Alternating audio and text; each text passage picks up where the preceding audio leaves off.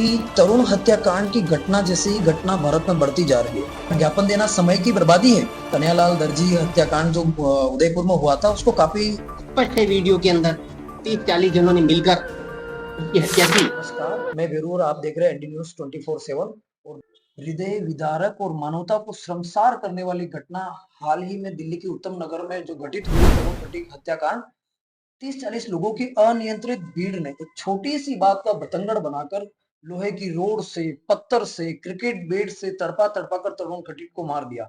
ये हत्या न केवल तरुण खटीक की हत्या है, ये कहीं ना कहीं सिस्टम के मुंह पर, कानून के मुंह पर गहरा तमाचा है। ये आए दिन ऐसा देखने को मिलता है। इसके पीछे क्या मानसिकता होती है, क्या हो सकती है मानसिकता? कभी तरुण खटीक, कभी कन्हैयालाल दर्जी, कभी भारत की बेटियों के साथ बर्बरता। आखिर क्या मानसिकता है लोगों की? क्या इनमें कानून का कोई भय नहीं है? इसी पर चर्चा करने के लिए आज हमारा साथ जुड़ चुके हैं पंचम जगत गुरु कृपालु जी महाराज के अनुयायी एवं समाज सेवक, पूर्व इतिहास के व्याख्याता गोपाल कृष्ण जी काबरा। आज हम आपका स्वागत करते हैं, अभिनंदन करते हैं। सभी मेरा आपसे प्रश्न है कि तरुण हत्याकांड की घटना जैसी घटना भारत में बढ़ती जा रही है, तो इसके पीछे का मूल कारण क्या है? ऐसा है कि इस प्रकार की जो लगातार घटनाएं देश में बढ़ रही है, स्पष्ट है इसमें कट्टरपंथियों का सबसे बड़ा योगदान है, हाथ है।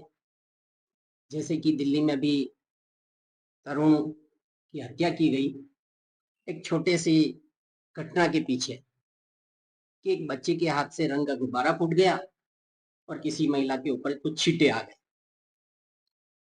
और उसी को प्राथमिक स्तर पर निपटाने का पूरा प्रयास बच्ची के परिवार के द्वारा किया गया, परंतु निश्चित रूप से षड्यंत्र पूर्वक तरीके से उस परिवार के ऊपर, उस क्षेत्र में रहने वाले हिंदुओं को के ऊपर दबाव डालने, उन्हें प्रताड़ित करने, मानसिक वेदना देने या उस क्षेत्र से भगाने के उद्देश्य से अपने संबंधित लोगों को बुलवाकर 8-10 घंटे बाद एकांत में उसके ऊपर जो आक्रमण किया गया, जिस प्रकार से क्रूरता, निर्दयता पूर्वक जो आक्रमण हुआ और उसकी हत्या हो गई, इससे स्पष्ट है कि उनका मूल उद्देश्य समाज में अफवाह फैलाना, असामाजिक तत्वों द्वारा मतभेद पैदा करना, कानून व्यवस्थाओं को धत्ता बताना और अपनी धाक जमाना, यही इसका मूल उद्देश्य दिखाई देता है। इस प्रकार की घटना पर प्रशासन को, सरकार को देश भर से ज्ञापन दिए जा रहे हैं और हर बार पहले भी दिए जाते, तो इस पर आपका क्या दृष्टिकोण है? किसी घटना का विरोध करना जो कि गलत है, जनता का नैतिक उत्तरदायित्व है।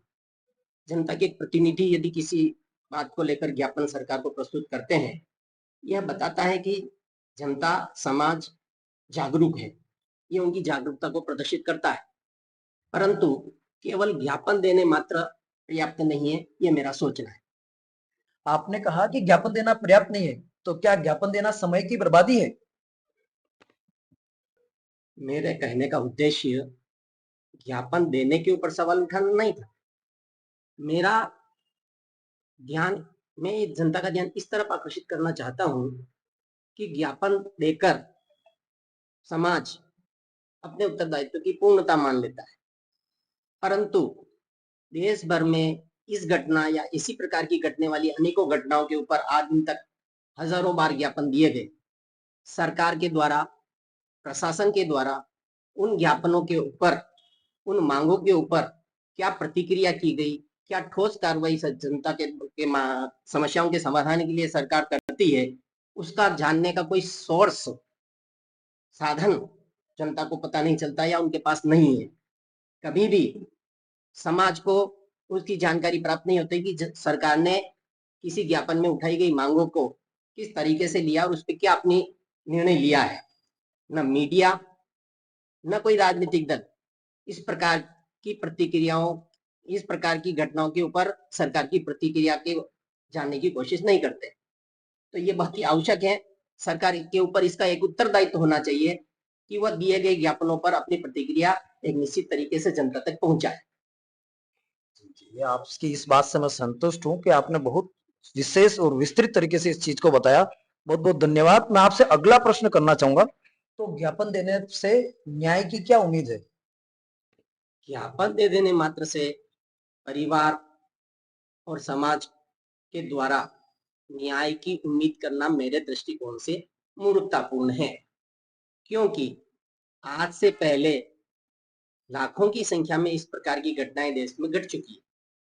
अदालतों में केस पेंडिंग पड़े हैं।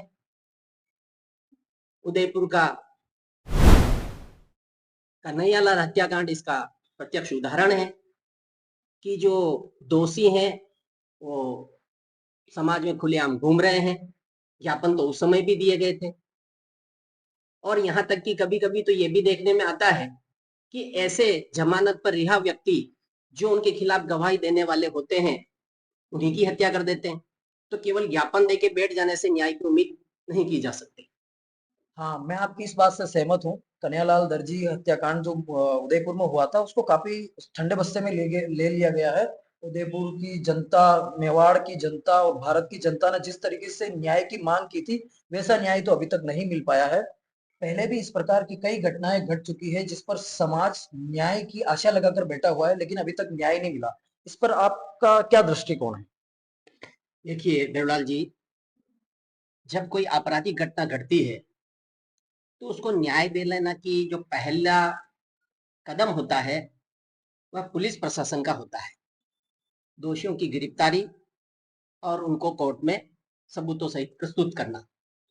यदि न्याय नहीं मिल पाया है तो उसमें मेरा ये मानना है कि कहीं न कहीं पुलिस प्रशासन के द्वारा की जाने वाली कार्रवाई, अभी की घटना के बारे में बात कर ले कि तरुण की हत्या करने में स्पष्ट है वीडियो के अंदर 30-40 जनों ने मिलकर उसकी हत्या की। पुलिस ने कुछ घंटों के बाद में केवल 3 और 4 को गिरफ्तार किया, बाकी के आजाद घूम रहे हैं। इससे आगे की कड़ी की बात करें पुरानी घटनाओं के बारे में, तो या तो वो जमानत पर रिहा हो गए हैं, या चार्जशीट समय के ऊपर प्रस्तुत नहीं की जाती है, उसका लाभ उठाकर उन्हें जमानत मिल जाती है। ये कानूनी दोष। और या फिर जो जमा इसमें चार्जशीट प्रस्तुत की जाती है, आरोप पत्र प्रस्तुत किया जाता है, उसमें कुछ खामियां जाने या अनजाने में रह जाती है और उसका फायदा मिलता है, जिसके कारण से समय पर न्याय नहीं हो पाता। तो इस प्रकार पुलिस को बड़ा सतर्क रहकर ठोस सबूतों के साथ समय के अधीन, समय के अंदर अंदर की अवधि में न्यायालय में आरोप पत्र प्रस्तुत करें तो निश्चित रूप से हम न्याय की उम्मीद कर सकते हैं।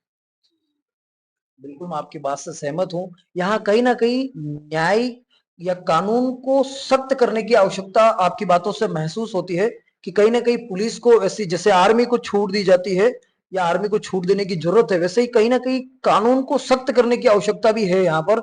आपकी बात से हमें यही महसूस होता है। पुलिस तो आरोप पत्र के साथ में साक्ष्य तो प्रस्तुत करती है, फिर आपका कहना है कि प्रमाण का अभाव रहता है साक्ष्यों का, तो इसका क्या कारण? कारण नहीं, पुलिस साक्ष्य प्रस्तुत करती है, आरोप लगाती है उसके अनुसार, पर वर्तमान में कई ऐसी परिस्थितियां घटनाओं के समय घटती है जिसके प्रत्यक्ष गवाह नहीं होते हैं, पर डिजिटल साक्ष्य होते हैं, व्हाट्सएप चैट होती है, वीडियो होते हैं। कन्हैयालाल के मामले में भी हम देखते हैं कि गला काटते हुए का वीडियो वायरल हुआ था। निश्चित रूप से पुलिस ने वो साक्ष्य अदालत में प्रस्तुत किए होंगे, परंतु समस्या यहाँ है कि अदालतें या भारतीय कानून में इस प्रकार के डिजिटल साक्ष्य को कई मामलों में 100% सबूत के तौर पर स्वीकार नहीं किया जाता। पुलिस ने अपना साक्ष्य प्रस्तुत कर दिया, अदालत ने उसको अस्वीकार कर दिया, और इस प्रकार साक्ष्य के अभाव देखते हुए निर्णय हो गया कि वो निर्दोष है या सजा में कमी हो गई। ये एक बड़ी बाधा है न्याय मिलने में।